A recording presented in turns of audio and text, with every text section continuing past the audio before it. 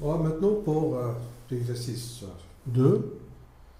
Alors pour l'exercice 2 ici, d'après les données A, B, C sont des nombres réels, tels que A compris entre 2 et 3, B entre moins 5 et moins 3, et C moins A compris entre moins 1 et 1. Alors la première question, c'est d'encadrer A plus B. Bon, A plus B, donc nous avons A compris entre 2 et 3, et B entre moins 5 et moins 3.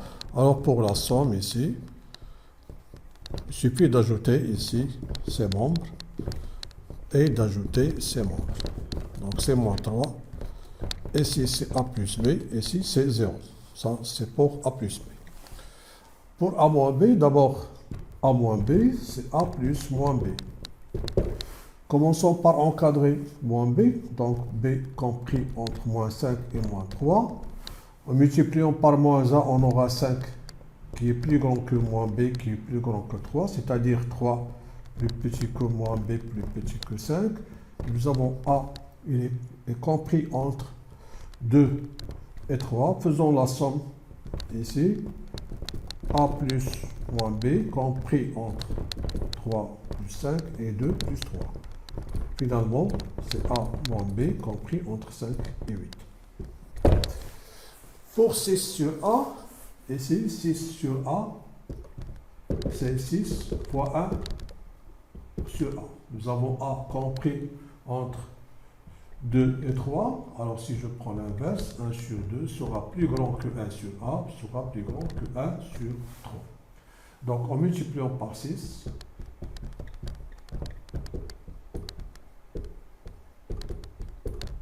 donc on aura 3 plus grand que C sur A, plus grand que 2. On peut l'écrire 2 plus petit que C sur A, plus petit que 3.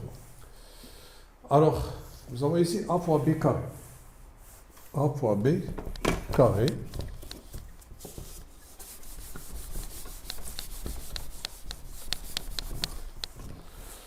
Alors d'abord, on doit ici encadrer B carré. Ça c'est A fois B carré, c'est le carré de B, et non pas le carré de A fois B. Donc B compris entre moins 5 et moins 3. Alors B carré. Donc on aura moins 5 au carré supérieur à B carré supérieur à moins 3 au carré. C'est-à-dire 25 plus grand que B carré, plus grand que 9.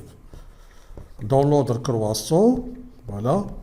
Et j'écris ici A compris entre 2 et 3. Faisons ici le produit, puisque tous ces nombres sont positifs. Donc on aura A fois B carré, c'est 3 fois 25, ici 9 fois 2, c'est 18.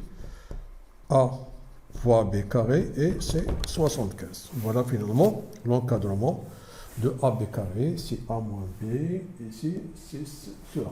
Donc ce qui nous reste, c'est d'encadrer C.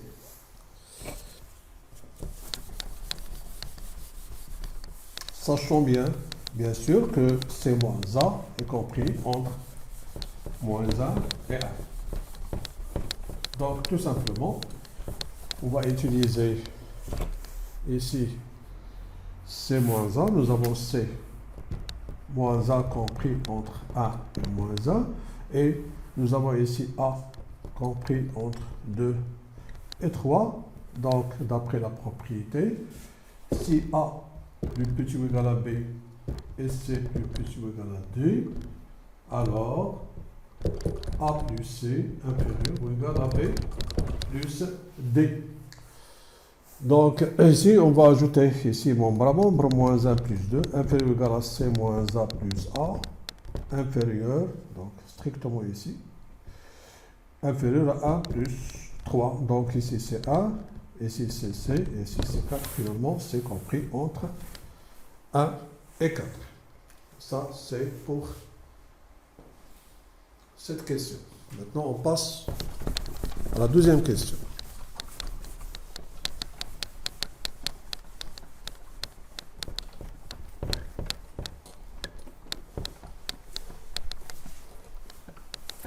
On passe à la deuxième question.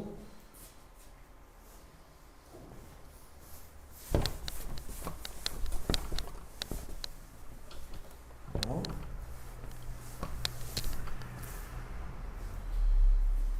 Pour la deuxième question, ici, nous avons d'après les données ici que A est compris entre 2 et 3. Ici, on demande de simplifier cette expression. Remarquez ici que vous avez la racine de A moins 3 au carré. Donc, il faut déterminer d'abord le signe. Il faut commencer par je détermine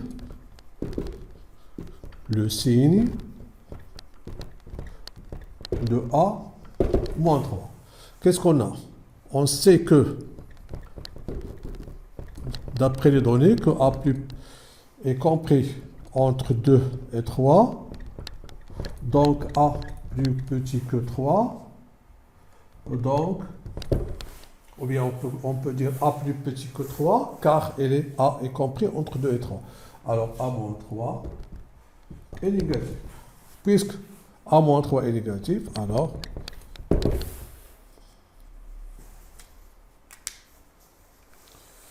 donc la racine carrée de A moins 3 au carré, puisque ce nombre est négatif, on doit prendre son opposé. C'est-à-dire moins A plus 3, qu'on peut écrire 3 moins A. Donc H, finalement, sera 3 moins A, ici, plus, ça c'est une identité remarquable, c'est la racine carrée de A carré, moins la racine de 3 au carré, donc ça c'est 3 moins A. C'est 3 moins A, plus A moins 3, donc vous avez ici 3 moins A, 3 et moins 3 sont opposés, moins A plus A c'est opposé, donc finalement H qui est égal